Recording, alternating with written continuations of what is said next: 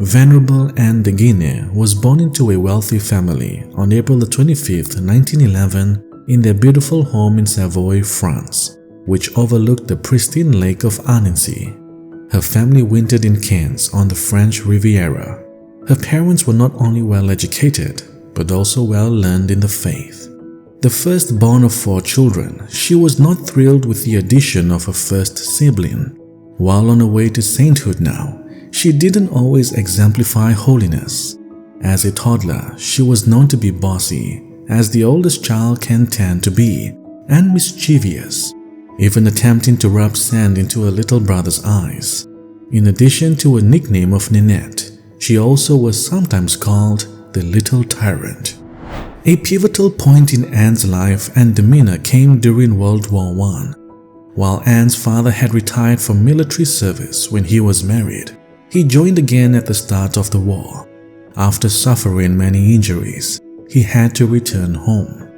4-year-old Anne would then act as his little nurse, caring for him in whatever way she could find.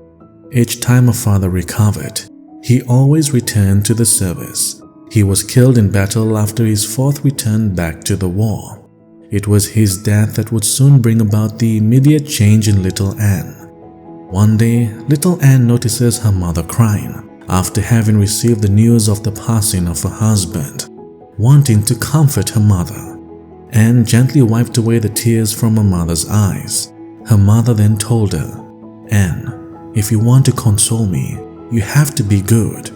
From then on, Anne became the comfort of her mother, the apostle of the nursery, and a model of obedience.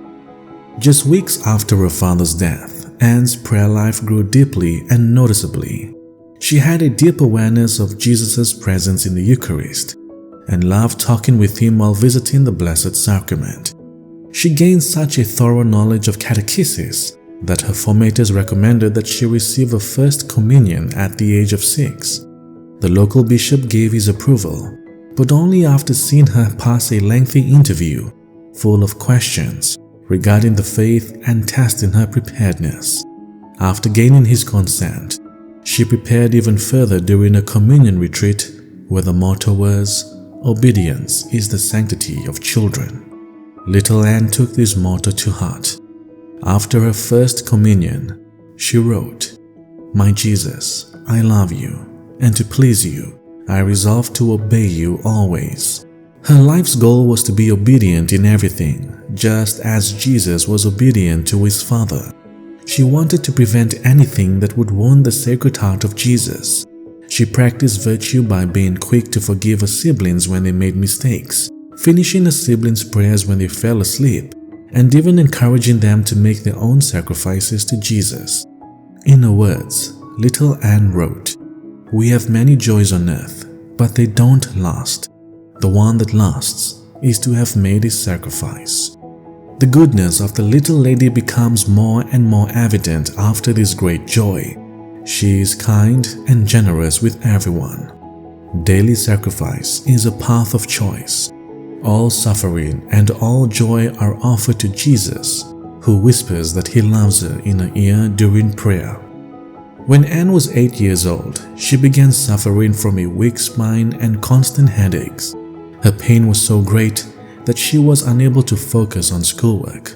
Suffering from rheumatism very early on, she knows what suffering is and responds with an offering. 2 years later, in December of 1921, she was diagnosed with meningitis. The pain could be so intense that it sometimes disfigured her face. During the final weeks of her life, her lungs became so deteriorated that she struggled to breathe. Yet Anne considered each additional suffering as an opportunity to offer it up for the souls who needed her prayers the most, and would sometimes repeat, "My God, I want everything you want, and also heal the other sick people." She trusted Jesus had a plan for her suffering. She passed away on January 14th, 1922, at just 10 years old.